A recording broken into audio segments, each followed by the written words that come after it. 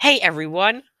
So as you can see, this is not a gaming video or cinematic or anything like that. This is a model kit. Now a lot of you new to the channel may be wondering, why is he doing model kits? That's because that's what this channel was built on.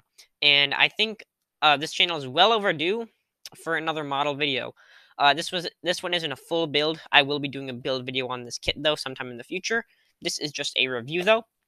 But anyways, with that aside, let's hop right into this video.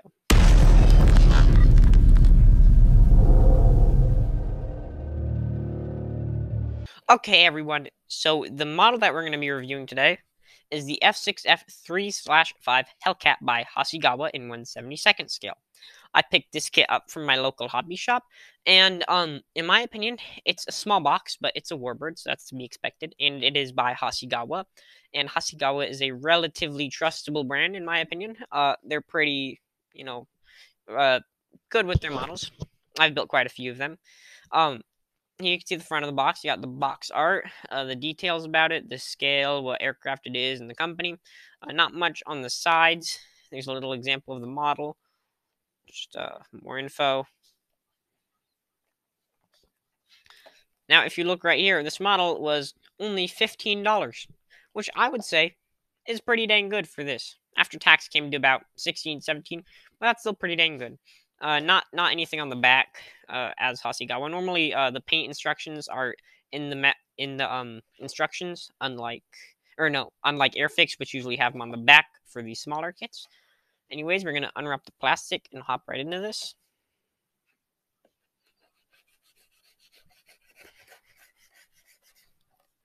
This one's a little bit tougher to open. As you can see, guys, I do not have my X-Acto blades with me. Or not X-Acto blades, but just my blade in general. That's because I'm not home. I'm actually somewhere else today. But, I gotta get content out, and it's been about a month since my last one. And usually I try to upload within a month. Okay. Box feels pretty nice. No rips or tears to it. So it looks good on the outside. I'll give it that. Okay. Now we're gonna open up the box. Okay. Nothing on the inside here. I'm just gonna put that right there. It'll go in. There we go. Okay, so my initial thoughts are that not very many pieces and small sprues. That's not a problem. And the first thing I notice right off the bat are raised panel lines. Now, I can't complain. This kit was very cheap. It's a small box. But Hasegawa, even though it's raised, I do have trust that it will still be a good kit. Recently, I haven't put pictures on my channel yet, or maybe I have, depending on when I post this video. I recently built Airfix's FA18 starter set, which had raised panel lines. It's just a rebox version of a 1982, I think, model. So, I didn't do a video on that, though. So, yeah.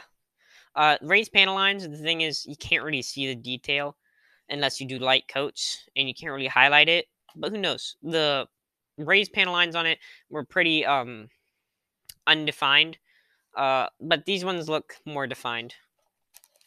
I'm gonna go ahead and take this out. I'm gonna go ahead and set this to the side. I'll put the decals aside for later as well. Go ahead and look at the instructions. Here's just a warning sheet. Doesn't even look to be in English. Okay, we have the instructions here. I'm not gonna open up the instructions. Okay, first thing when you open them up is the paint. And now, ooh, I like this quite a bit. There are two paint schemes. There is a tricolor paint scheme and a flat paint scheme. Now, I really like the tricolor paint schemes on warbirds. I was actually debating between this plane and a Corsair with the tricolor paint scheme, because I did not know that this one had a tricolor paint scheme. I think if they put the tricolor paint scheme on the box, it would sell better, because honestly, that's just a really nice paint scheme in my opinion. Picture right up here of what the tricolor paint scheme looks like. Picture up here of what the glossy ones look like. Now, I don't really have all the paints for this tricolor one. Let me just close Discord real quick. I don't know if you can hear that. But I don't really have all the paints for this tricolor one. I do have them for this flat one. But, this one's going to look a lot better. So I think I'm gonna do that one. I'm not sure that. Excuse me. I'm not sure though yet. If we flip it over on the other side, it has the building. It's a pretty simple kit. It seems to be split up into 4 parts. So you start off with the cockpit and the fuselage, then you do the wings, then you do the engine and canopy, then last you do the uh, suspended armaments, mostly drop tanks for the Hellcat, and the landing gear. Reason there's no bombs is because the Corsair was more the ground strike plane over the Hellcat, as the Hellcat was more an air superiority fighter. The Hellcat actually has the best KD in the world. I think it's 36-1. So for every 36 Japanese planes the Hellcat shot down, or just planes in general, it only died once, which is the best in the world currently to date. It also, I think, has the most kill count, somewhere, I think it's 5,000 or 3,000, one of those. It's a pretty simple kit, not too much to talk about. It's going to list the colors all up in here. There's a lot of colors. Valsis. Actually, no, there's not that many. Never mind. There's just a lot in different languages. So silver, flat white, flat black, steel, orange, yellow, sky blue, neutral gray, navy blue, midnight blue, intermediate blue, tire black, khaki green, clear red, clear yellow, clear green, and engine gray. So a lot of colors that aren't necessary, but they would recommend. And again, it does vary depending on what paint scheme you're going to be doing. Like I said, I'm most likely going to be doing this one because it's just the one I prefer more. Excuse me. Okay, with the instructions done, we're now going to review the actual sprues right here. Now we can cut them open real quick. Okay, right off the bat. Now, I'm not one for, washing my sprues in warm soapy water, but these look a little bit shiny and I dare say greasy, and so I may have to do that with this kit. Yeah, definitely raised panel lines, which for me, I like raised panel lines on a warbird just because, I don't know, on warbirds, the rivets are raised, so it makes it look better because they kind of look like rivets. But then again, if you sand them away, there's no point. This is sprue 1. Contains the left fuselage, the drop tanks, the elevator, and the engine cowling, and some of the controls and some of the gear. And then that was sprue, I want to say A. Yeah, sprue A. And then sprue B contains the right side of the fuselage, the actual engine, more cockpit parts, fine details, tires, and propeller. And then sprue C just contains the main wing. Now, altogether, here they are. And it also has the clear canopy parts, which can be displayed as, seems open or no, it looks to be just closed. I don't know why it has 2 options. If it's, they're both just closed, but who knows. These are all the sprues, not too big of a kit, which I don't mind, considering this is going to be our first video in a while, getting back into modeling for the channel. I don't mind it being a small kit.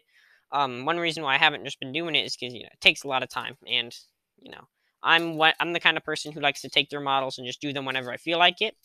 But I understand you guys want to see more, so I'm going to provide more.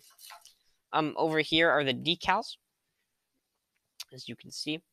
Up here, if I'm not mistaken, these roundels are for the gloss, or these roundels are for the one that has the tricolor. These ones are just for the glossy one, because the blue is pretty much going to fill in the blue for the roundels, whereas this one doesn't have the same kind of blue. You can see some Japanese kill counts, quite a few of them, considering how good this plane was in the theater.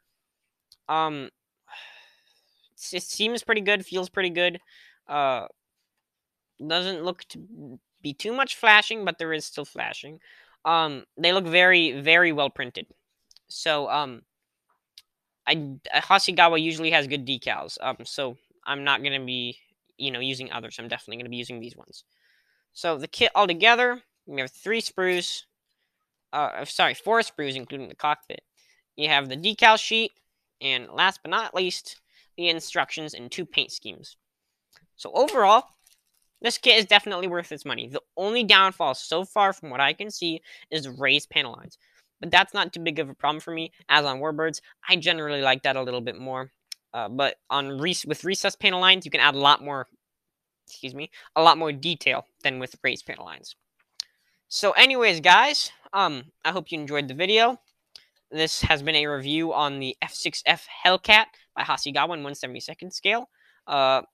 Brought to you by the Bandit, and I hope you guys have a wonderful day or night, depending on where you live. And you guys can expect to see the build video on this kit within the next few days, probably a week or two.